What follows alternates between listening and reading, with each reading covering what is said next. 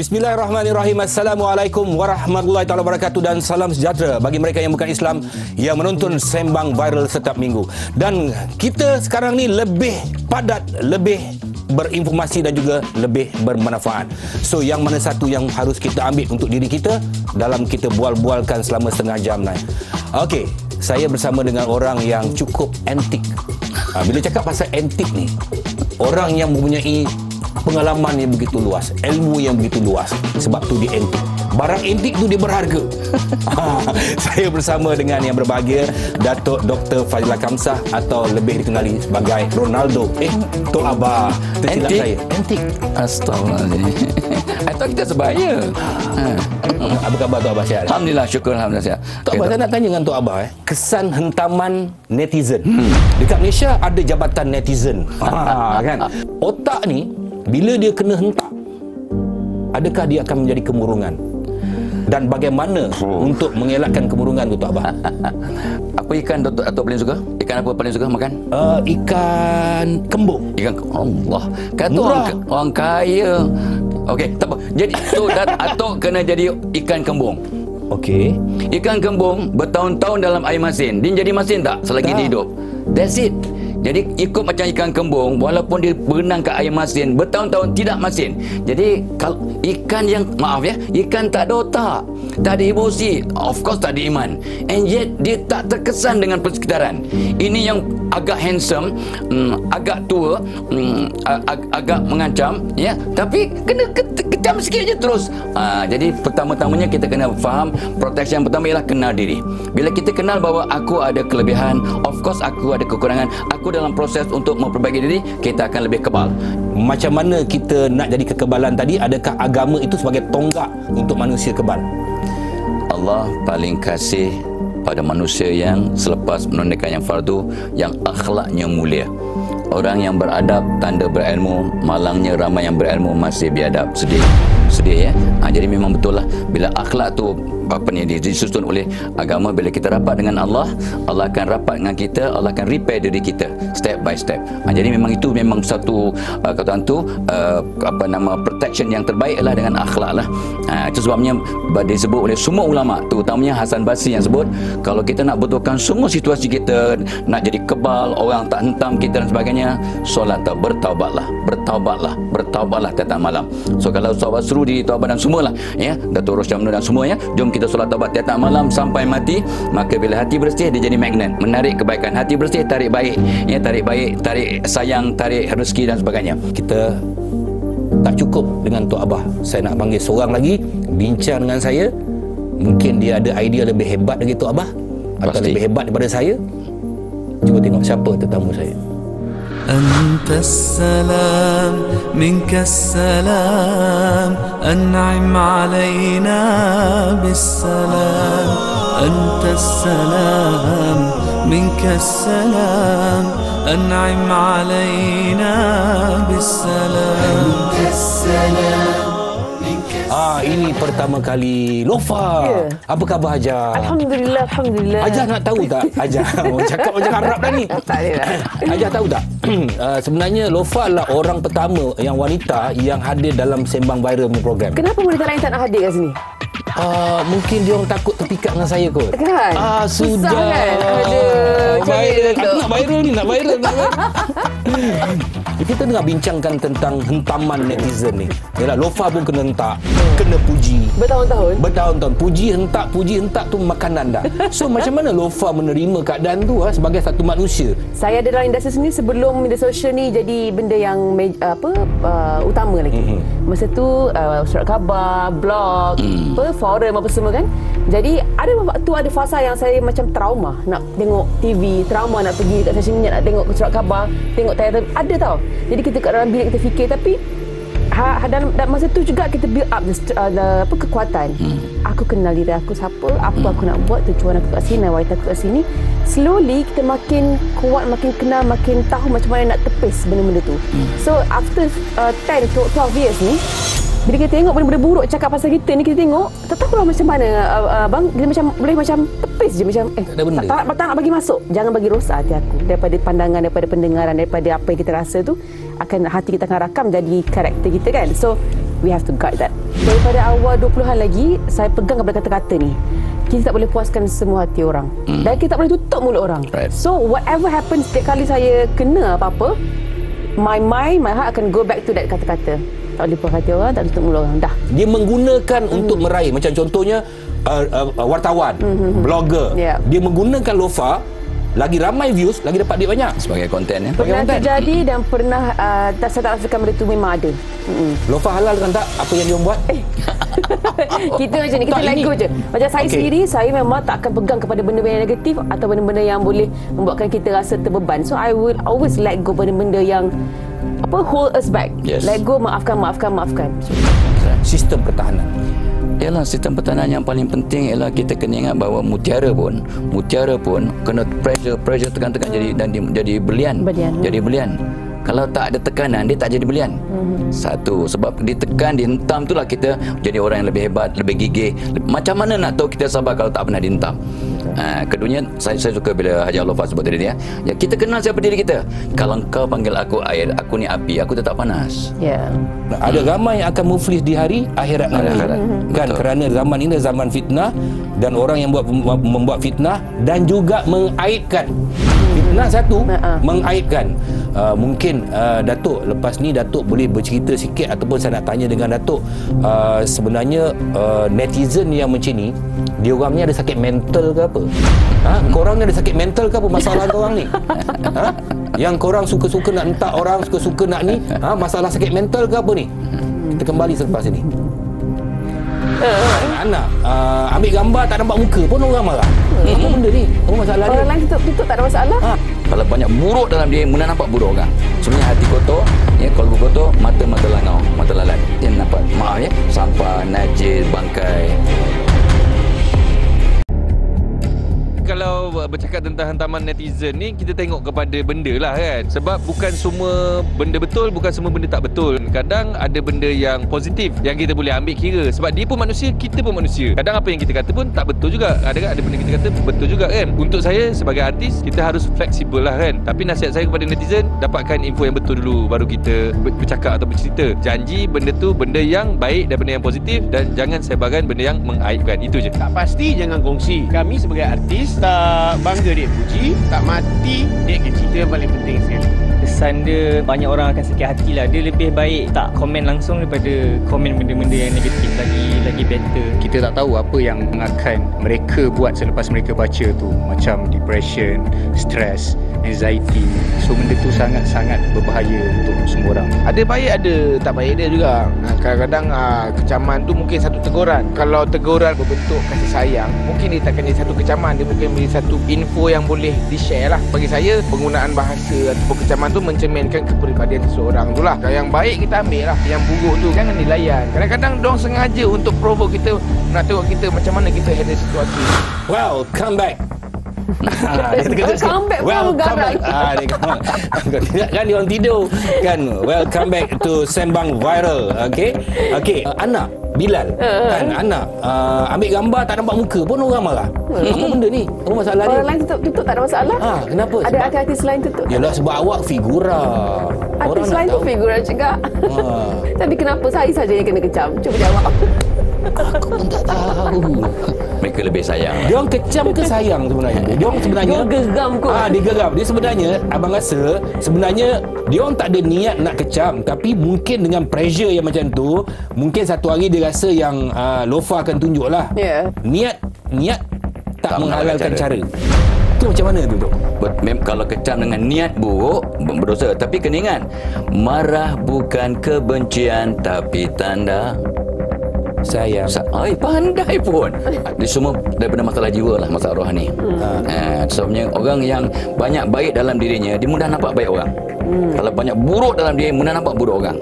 Sebenarnya hati kotor, ya, kalbu kotor, mata langau, mata lalat. Dia nampak, maaf ya, sampah, najis, bangkai. Sebenarnya kalau mata kita, orang hati bersih, matanya nampak baik je, nampak baik. Nampak orang nampak baik dulu. Tapi itulah mereka ni Bersangka baik. bersangka baik juga satu kan? dan kita kena nampak baik orang. Cari kebaikan orang. Sebab kalau cari buruk orang memang jumpa. Saya cari kecantikan orang. Allahumma salli ala Muhammad. Boleh juga. Tetap masa kena tutup tu. Saya menghargai. Cik kau. Menghargai ya. Lofa. Ya, macam mana yang diorang ni adakah diorang punya pemikiran tu membuatkan diorang ni rasa diri diorang besar? Cuba Lofa letak diri Lofa Di dalam tempat diorang. keadaan tempat diorang. Ya, dia mungkin naif lah kan. Mungkin maksudnya ataupun Jahil. kurang ilmu. Jahil, yes, that's the right word. Jahil. Bila diorang tak sedar tentang dosa yang akan dikutip tu nanti, dan juga mungkin akan terjadi pula kepada ahli keluarga mereka atau pada diri sendiri dengan apa yang kecaman-kecaman yang dah dilontarkan tu. Itu pun satu benda lagi yang kita kena educate ataupun bagi awareness. Sekarang ni mungkin mereka ni kurang ilmu, kurang diberitahu, kurang dididik. Macam kau Lofa. Kes inai kau pun jadi masalah. Yalah. Apa cerita Cantik ni? tak? Cantik sangat. Apa cerita ni sebenarnya? Kau cerita sikit lah. Yelah, bila orang isukan tentang sah solat, kita tak boleh ambil ringan. Benda ni tentang ibadah dalam agama. Jadi kita kena buat betul-betul. Nak tunggu halal mungkin makan masa. Jadi kita ada usaha inisiatif sendiri, pergi approach profesor-profesor, buat uji kaji, buktikan kepada orang Malaysia ini adalah telap air dan sah solat. Orang kata, parah muka Lofa kena kecam, parah muka dia ni tak boleh jual, ni bisnes dia kena. Tapi sebenarnya bila lagi orang bercakap, lagi orang tahu. Orang yang tak pernah ambil tahu pasal saya pun tahu saya jual That's ni. right. Bad publicity is a good publicity. Always That's a good publicity. Tapi Macam mana yalah, kita nak manage benda tu? manage satu. Nak terima tu. Ya. Hakikatnya bila Allah sayang, dia uji lah. Ni tanda Allah sayang tu. Dan yes, it's true. Itu hakikat. Allah sayang diuji dan Allah tahu kita mampu menanggungnya. Dua, ketiganya itulah dia. Dia baru hidup dia sempurna. Ada siang, ada malam. Ada puji, ada kutuk. Ada gelap, ada cerah. Ada hidup cerah, ada sihat, ada sakit. Baru lengkap hidup. Boleh saya tambah satu tentang ujian ni kan. Ada setengah orang, bukan orang yang beramal ibadah, bukan bangun malam, baca Quran, tidak. Tapi sentiasa diuji dengan kesakitan, musibah dan benda lain. Benda tu yang mengangkat darjat dia untuk menjadi ahli syurga nanti. Betul. Amin. Okey, ada kawan kita ni, dia seorang Legend. penyanyi yang legend, yang hebat. Dia juga dikecam. Dia buat persembahan berhari-hari. Yang sikit tu yang dia ambil tu. Tersumbang Yang bertahun tu? Yang bertahun, yang berhari-hari sebelum tu dia tak ambil. Yang sumbang tu dia ambil kan. Yang nak dijadikan cerita. Jom kita tengok. Kita tengok playback ni. Yang boleh saya lakukan ialah cakap terima kasih kepada mereka. Alhamdulillah berikan saya lebih lagi rezeki. Pahala saya dapat. Thank you so much. Pesanan saya, Ning Baizura, kepada semua netizen-netizen, dapatkan informasi sepenuhnya. Fakta-fakta ni penting. You have to be real. The reality is cari cerita yang sebenar. Kenapa, mengapa, bagaimana, whatever. So kita kena sama-sama work together lah. Tak payahlah nak busuk sumbang baru nak viral. Apa ni? Ada banyak lagi benda lain. Zaman Kak Ning dulu, kita memang tak ada social media. Kita tulis surat ke artis, sayang artis, hantar teddy bear, hantar bunga, buat PC. Kalau ada apa-apa je, semua kena buat press conference dengan media yang bertauliah. So kalau you all nak jadi netizen yang bertauliah, jom kita sama-sama cari fakta yang betul-betul tepat. Baru semua orang happy. Itu komen daripada sahabat saya, Ning Baizura. Tak, saya tak faham perlu atau tidak terpaksa buat video. Dia terpaksa buat video mengatakan saya ni. Perlu ke buat macam tu, Lofa? Awak selebriti kan? Most of the time I will say no. Most of the time. Tapi kalau perlu, kalau kena benda tu sangat keruh dan juga perlu ubah keadaan, perbaiki keadaan, saya buat. Tapi kebanyakannya saya tidak. Saya berdiam diri, saya move forward. Macam tu bagus ke tu? Mempertahankan maruah diri itu wajib. Wajib. Kalau kita mati dalam mempertahankan maruah pun mati syahid. Jadi artinya kalau benda tu tak betul, kita kena buat video ke apa ke untuk memperbaiki, membetulkan rekod, memang itu wajib. Kalau tidak jadi sebab orang lain terus mengutuk kita. Macam mana husband you support you kalau dalam benda-benda macam ni? Bila berkahwin, kita ada seorang pasangan yang juga dalam industri secara tak langsung, sangat-sangat memahami, dan kadang-kadang kata-kata dia walaupun satu sentence saja dah cukup dah untuk kita baik, saya cool down macam tu. Adakah netizen ni sakit jiwa? Tidak. Mungkin dia orang sakit jiwa. Apa yang kita bincangkan pada awal tadi, Datuk Lofa, kita pusing balik. Mungkin dia orang ada penyakit mental. Kita kembali selepas ini. Kita berehat sebentar. Adakah manusia yang berperangai macam tu, yang suka hentam orang, suka semua yang tak betul lah. Dia seorang je yang betul. Dia sakit mental ke apa tu? Kalau jawab cara ringkas, ya, sakit mental. Sepatutnya lebih matang dan lebih bijak, lebih kuat untuk menghadapi segala cabaran di depan.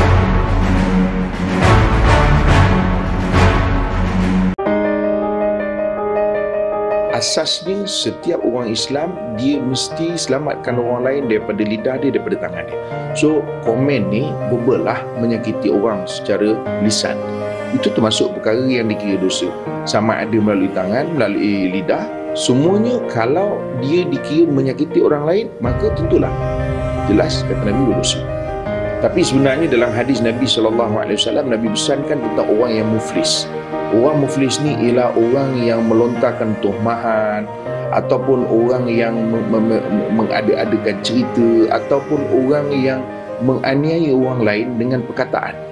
Orang ini Nabi SAW gambarkan bahawa dia akan muflis akhirat besok, artinya pahalanya akan diambil oleh orang lain, ataupun dia akan menanggung dosa orang lain. Tapi lebih berat lagi apa yang disebut oleh Nabi SAW, orang ni kalau tak clear keadaan dia di akhirat besok, maka dia akan dicampakkan dalam neraka. Itu benda yang dipesan oleh Nabi, artinya muflis. Welcome back. Dan itu je Ustaz Harry, my brother cakap apa, hukum dia apa, dosa semua cukup lengkap. Jadi berhati-hatilah. Kita orang bukan nak cari kesalahan orang, kita orang bukan nak hentam orang, tetapi kita nak buka minda orang supaya orang semua fikir, korang semua fikir sama ada apa yang kita buat tu betul atau tak betul. Tadi sebelum berehat tadi tu, saya ada tanya pada Lofa dengan Tok Abah tentang adakah manusia yang berperangai macam tu, yang suka hentam orang, suka semua yang tak betul lah. Dia seorang je yang betul. Dia sakit mental ke apa tu? Kalau jawab cara ringkas, ya, sakit mental. Sebab orang yang mengata orang lain tu sebenarnya dia katakan, aku betul, kau salah, sebenarnya aku komen. Bila kita komen orang, nak mengatakan aku betul, kau silap. So dia satu, dia ada narsisistik. Itu narsisis itu penyakit. Lepas tu dia ada ego, ada sombong. Kalau tak ada ego, tak sombong, dia tak mengata orang. Dan sebenarnya yang ketiga, yang keempatnya ialah kita mengata orang sebab nak tutup kelemahan kita. Kelemahan kita, kekurangan kita yang nak tutup dengan mengata orang. Sebenarnya kalau Atuk ni atau Hajar aksiden ya, keluar je terus marah. Apa bu? Bila kita marah je orang tu, aku silap ke? Jadi bila kita marah orang, artinya orang yang marah tu betul, yang kena marah tu silap. Jadi bila kita mengata orang, I am right, you are wrong, aku bagus, engkau tak bagus, memang mereka ada masalah. Sekalipun dia betul macam mana? Sorry. Tak apa. Ya, kalau dia benar-benar betul, itu sebabnya salah satu orang menegur ialah bila dia ada ilmu. Orang yang ada ilmu, ada dia menegur. Macam ni lah Datuk tadi kan, macam ya, bukanlah something, tapi dia sebenarnya nak menegur orang. Betul, cakapnya itu betul. So okey lah. So happen lah. Okey. Lofa terima yang macam mana? Kalau abang datang ke Lofa, Lofa apa benda yang kau buat macam ni? Ataupun kau suka abang hentak kau kat dalam ni? Saya of course saya akan lebih cenderung kepada mereka yang menegur saya secara hikmah lah. Walaupun dengan suami pun, kalau yang mana yang dia approach kita dengan lebih lembut dan dengan lebih berbeza, itu yang kita akan ambil ingat lama. Betul. Daripada yang yang menegur secara mungkin kita buat kita tersentak sikit kan. Okey Tok, okey Lofa. Okey, dalam program kita ni ada satu segmen yang netizen dia boleh tanya apa saja soalan. Tak semestinya topik pada hari ni. Okey, soalan yang pertama datang daripada Zimbabwe. Ada goyang.